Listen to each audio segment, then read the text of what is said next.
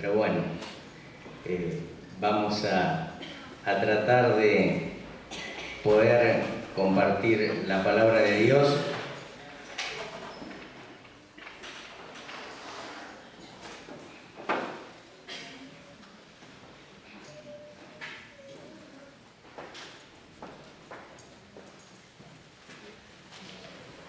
Y esta palabra en esta noche tiene que ver mayormente con nosotros, los creyentes. Y ustedes ahora, cuando leamos algunos versículos, se van a dar cuenta específicamente por qué motivo esto nos toca directamente a nosotros como creyentes. Hay un acontecimiento muy importante en la palabra de Dios, pero sumamente importante, que en algún momento de la historia va a suceder. No sabemos ni estamos autorizados a decir cuándo será, pero es un acontecimiento que algunos esperan y otros no saben que va a suceder. En la vida del Señor Jesucristo hubo varios acontecimientos muy importantes y todos fueron importantes. Su nacimiento sobrenatural, su ministerio de 3 años en la tierra, cuando Él sentó las bases de lo que iba a ser para los seres humanos el poder disfrutar de una relación verdadera y plena con Dios. Él sentó las bases en esos 3 años de lo que iba a significar para los seres humanos conocerle a Él y disfrutar del reino de Dios. Él enseñó, obró milagros, sanidades. Fueron 3 años de muchísimo trabajo. Cuando llegó el momento justo, dice la palabra de Dios que Jesús fue a la cruz a morir por todo y toda persona, por toda la humanidad. Todos desde aquel momento han tenido y tenemos la posibilidad de conocer a Jesucristo. Y hay un acontecimiento que es tan importante como todos estos que fuimos detallando, y es que va a haber un día sobre la tierra y también en el cielo en que Jesucristo va a volver. Esto no es nada más que una declaración de fe. Si nosotros tomamos lo que a veces las iglesias llaman principios o declaraciones de fe, dicen: creemos que el Señor Jesucristo va a venir y es perfecto y está bien. Pero esto tiene su centro en la misma palabra de Dios. El mismo Jesús y luego sus apóstoles, pero primero Jesús le dijo a sus seguidores que Él iba a volver. Los capítulos 24 y 25 de Mateo dan todo un panorama de lo que va a suceder en el mundo antes de su venida. Y allí adentro de esos capítulos, en el capítulo 24, Jesús habla no con demasiadas palabras, sino en pocos versículos de que Él va a volver. Y yo les voy a pedir que leamos, porque esto tiene mucho que ver con nosotros. Como decíamos antes, hay situaciones que van a tener que ver con el estado de cosas de este mundo, y va a haber, y hay, por lo que Jesús dice, cuestiones que tienen que ver con nosotros como creyentes. Y allí en el capítulo 24, en el verso 42 al 51, Jesús está hablando con los discípulos y les dice: velad, que quiere decir estén despiertos, porque no sabéis a qué hora ha de venir vuestro Señor. Pero sabed esto, que si el padre de familia supiese a qué hora el ladrón habría de venir, velaría, estaría despierto y no dejaría minar su casa. La palabra minar quiere decir entrar por la fuerza. Por tanto, también vosotros, estad preparados, porque el Hijo del Hombre vendrá a la hora que no pensáis. ¿Quién es, pues, el siervo fiel y prudente, al cual puso su Señor sobre su casa para que les dé el alimento a su tiempo? Bienaventurado aquel siervo, al cual, cuando el Señor venga, le halle haciendo así. De cierto os digo que sobre todos sus bienes le pondrá. Pero si aquel siervo malo dijera en su corazón: mi Señor tarda en venir, y comenzare a golpear a sus consiervos, y aún a comer y a beber con los borrachos, vendrá el Señor de aquel siervo en el día que éste no espera y a la hora que no sabe, y lo castigará duramente y pondrá su parte con los hipócritas. Allí será el lloro y el crujir de dientes. Jesús utilizó siempre, cuando enseñó, un método de comparaciones, con comparaciones muy sencillas de cosas que las personas veían a su alrededor. Trataba de enseñar verdades espirituales muy profundas. Y aquí Jesús utiliza este recurso y comienza a decirles a sus discípulos que Él iba a volver. Y les dice, usando un ejemplo común, que si el dueño de casa supiese a qué hora va a venir el ladrón, indudablemente tomaría todos los recursos necesarios para que el ladrón no pueda entrar. Aquí Jesús se está comparando o está diciendo: yo voy a volver como llega un ladrón en la noche. Y aquí comienza a dividir su enseñanza y empieza a hablar de dos clases de siervos, utilizando también un ejemplo de la cultura oriental. Él les dice: esto va a ser así. Piensen en un hombre muy rico que tiene muchos criados, muchos siervos o esclavos.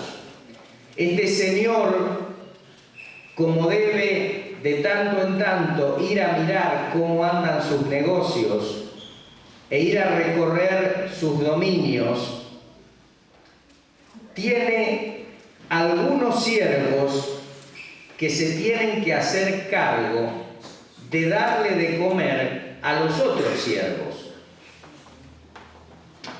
Y la verdad que ese señor pudiente no era tonto, porque sabía que si esos siervos estaban bien cuidados y bien alimentados, eran el elemento que tenían para que haya mayor producción y para que el Señor siga haciendo más dinero. Entonces, algunos de los siervos debían y tenían como trabajo darle de comer al resto de los siervos. Y Jesús utiliza esto, que era muy común y que ellos lo entendían perfectamente bien para la cultura de aquel tiempo, y les dice: hay un siervo que es fiel y prudente. Hay un siervo que es leal y responsable. Que su Señor se puede ir por un tiempo lejos a ver cómo andan sus cosas, y este siervo cumple al pie de la letra lo que se le ha encomendado. Y eso que se le ha encomendado, dice Jesús, tiene que ver con que el resto de sus consiervos y sus hermanos coman y estén bien. Y esto lo trae Jesús al terreno espiritual y nos trata de enseñar que nosotros, como cristianos, tenemos un rol, una función que cumplir. Y esa función que cumplir, que puede ser de lo más variada y de lo más distinta, y que cada uno Dios nos ha concedido talentos y dones, tiene un cartel de encabezamiento del cual ningún creyente está exceptuado. Podemos tener muchas funciones, pero Dios dice: el siervo fiel y prudente, el siervo que es leal a su Señor y responsable.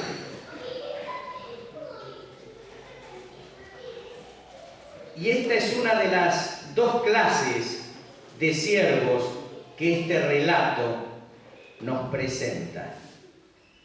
Y yo traté de buscar en la palabra de Dios, y que sea la misma palabra de Dios que nos conteste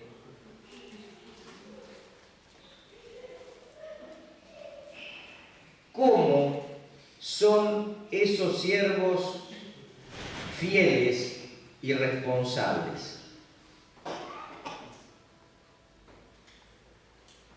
Tienen presente algo esos siervos, que el Señor va a volver.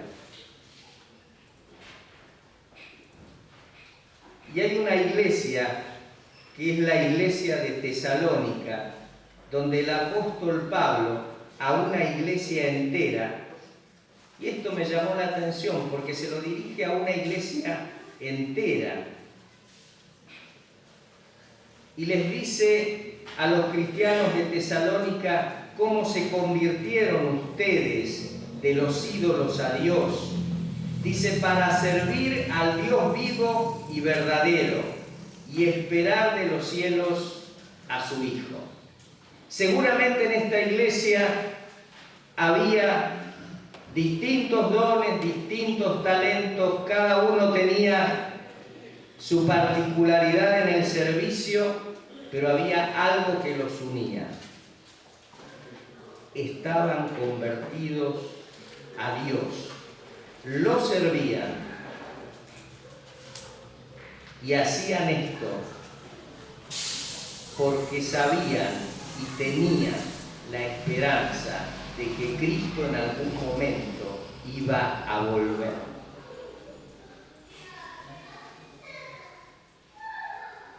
En la misma palabra de Dios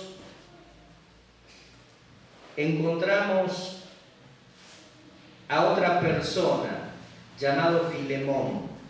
Vieron que a veces estas cartas así uno las lee y tienen un poco de historia, de situaciones personales, pero hay algunos versículos que aunque uno no entienda todo el contexto de la situación y todo lo demás, llaman la atención. Y fíjense lo que decía Pablo de Filemón: doy gracias a mi Dios, haciendo siempre memoria de ti en mis oraciones, porque oigo del amor y de la fe que tienes hacia el Señor Jesús y para con todos los santos. Qué lindo, un hermano como Filemón. Y el apóstol dice: yo oigo de la fe y el amor que tienes hacia el Señor Jesús y para con todos los santos, para con todos los hermanos en la fe. Otro ejemplo de un siervo leal y responsable. Cuando el apóstol Juan escribe su tercera carta, allí le dice a un creyente llamado Gayo: pues mucho me regocijé cuando vinieron los hermanos y dieron testimonio de tu verdad, de cómo andas en la verdad. Y en el verso 6 dice: los cuales han dado ante la iglesia testimonio de tu amor. Otro creyente responsable y leal para con su Señor. Pero, vieron como dicen, pero siempre está el pero, el Señor Jesús se tiene que referir a otra clase de siervo, al siervo malo. Y lo define así. Dice: pero aquel siervo malo, pero si aquel siervo malo dijera en su corazón: mi Señor tarda en venir. Aquí, por esto de la contraposición, empezamos a ver las actitudes del siervo malo. Lo primero que dice: mi Señor tarda en venir. Y no solo eso, dice: y comenzare a golpear a sus consiervos, y aún a comer y a beber con los borrachos.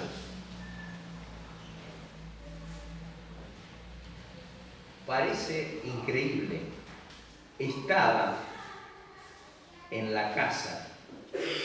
El Señor le había encomendado el cuidado de sus consiervos. Sin embargo, cuando el Señor se fue, se debe haber refregado las manos y debe haber dicho: ahora el poder lo tengo yo. Y alguien dijo con mucha sabiduría: si quieres conocer a una persona, concédele poder. Y en pocos minutos te darás cuenta de cómo es esa persona. Y aquí este siervo malo, su señor se fue y él dijo: mi señor tarda en venir. En el fondo no sé si él creía que el Señor iba a venir. Eso es algo que por ahí lo agrego yo.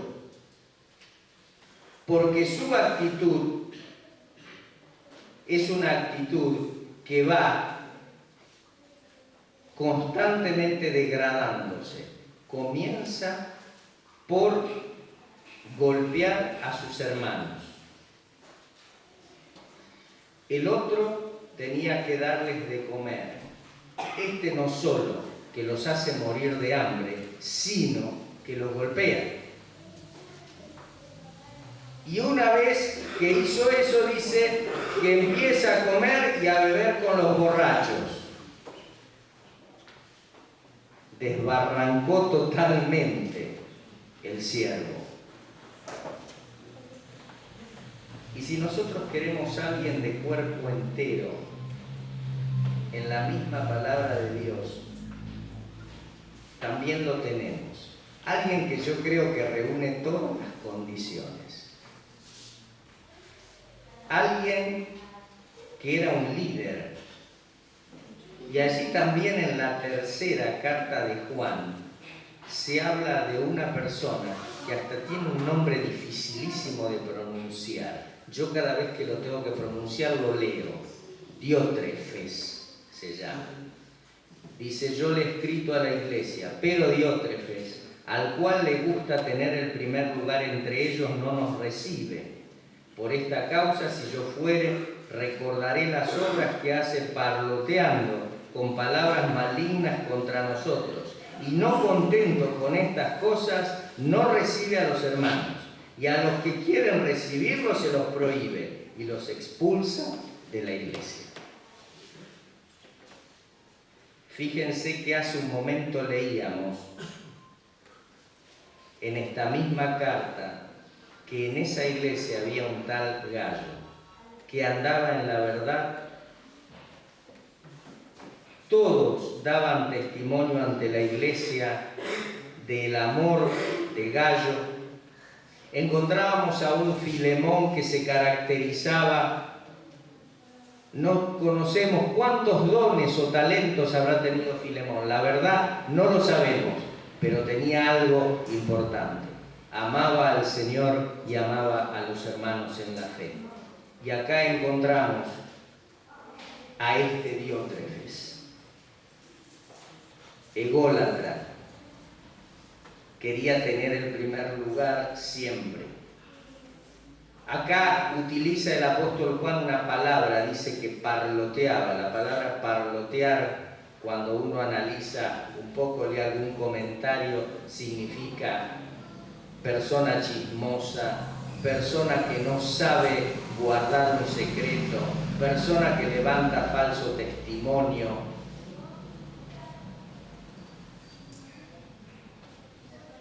Y como veíamos en este relato de Jesús, ¿no?,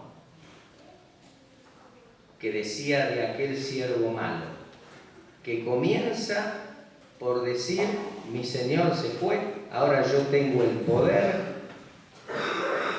seguramente mi Señor va a tardar en venir, así que yo ahora soy acá rey y Señor. Este Diótrefes reúne todas las cualidades del mal siervo que Jesús define allí.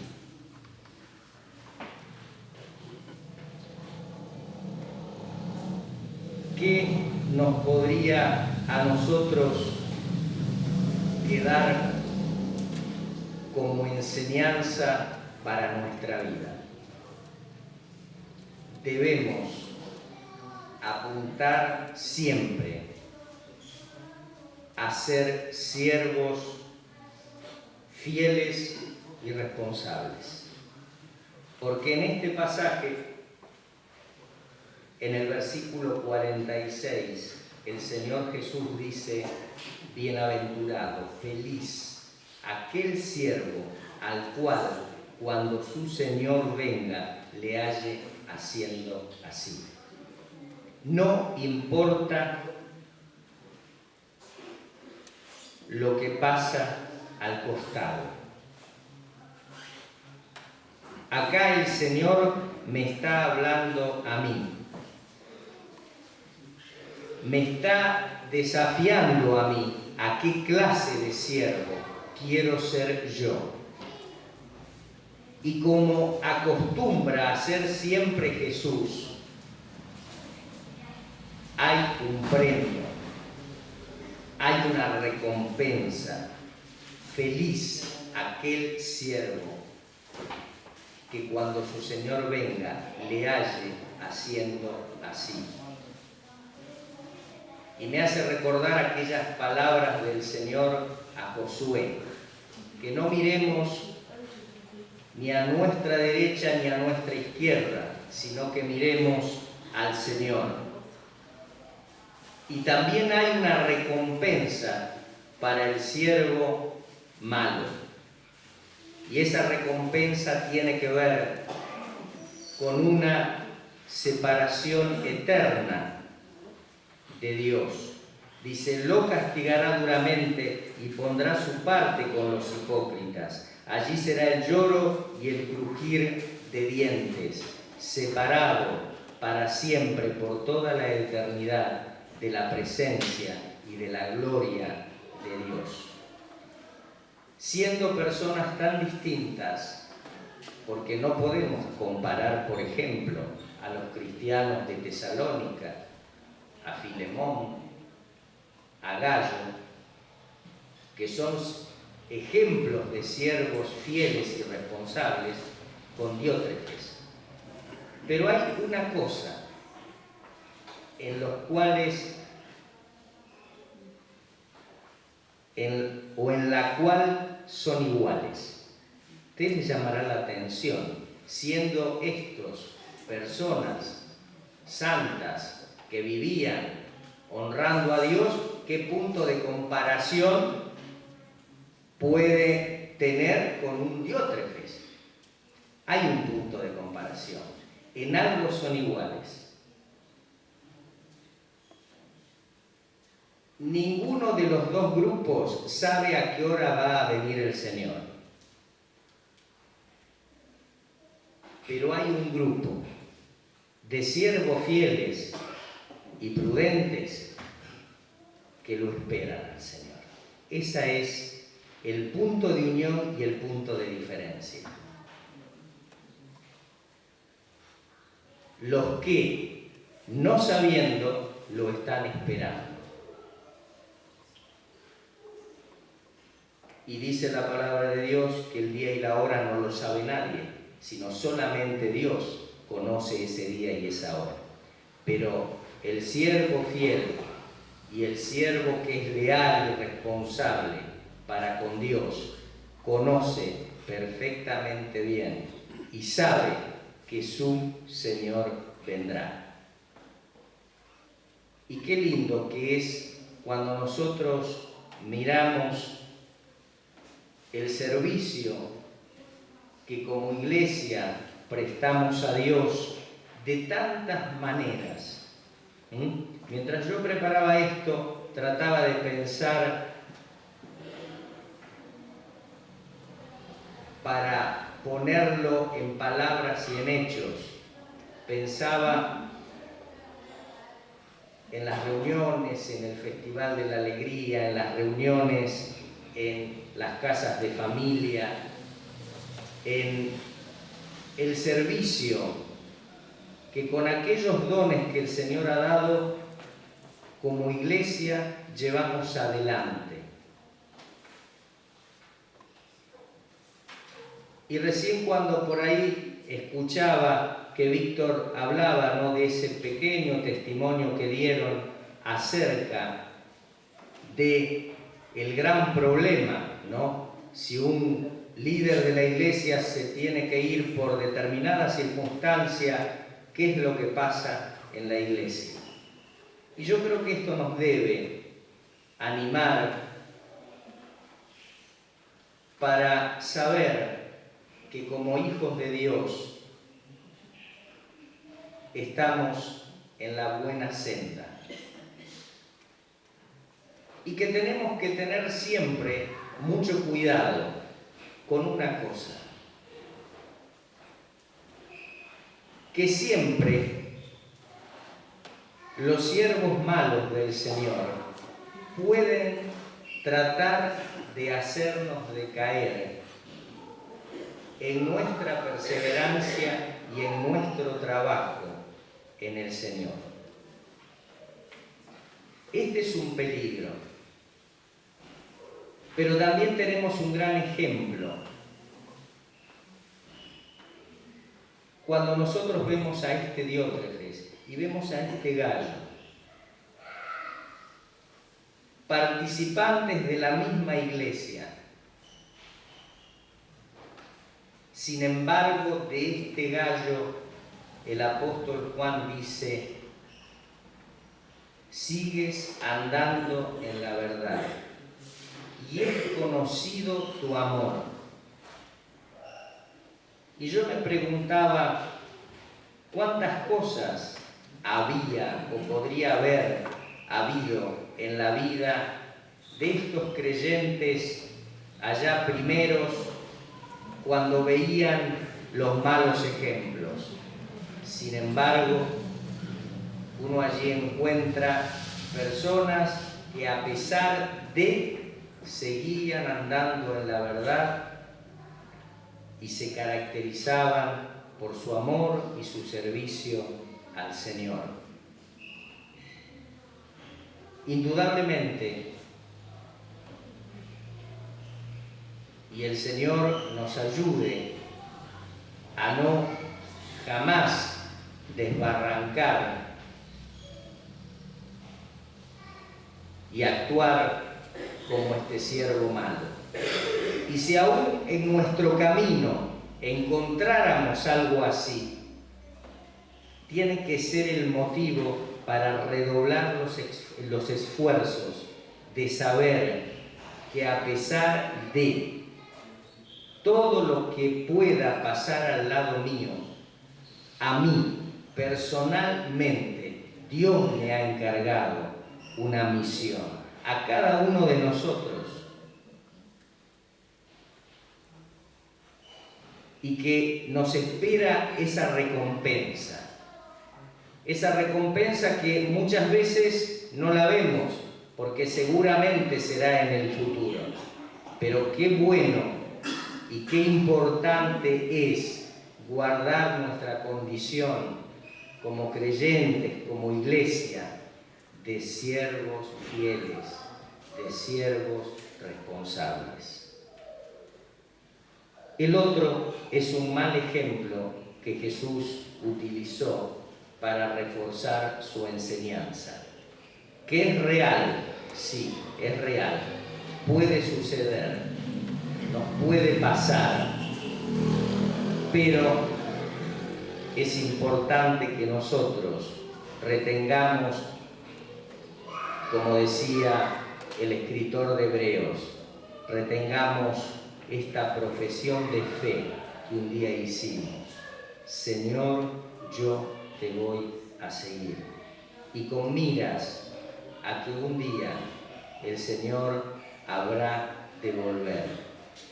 No sabemos la hora, pero Dios nos conceda siempre que aunque no sepamos la hora, nosotros siempre como iglesia le estemos esperando.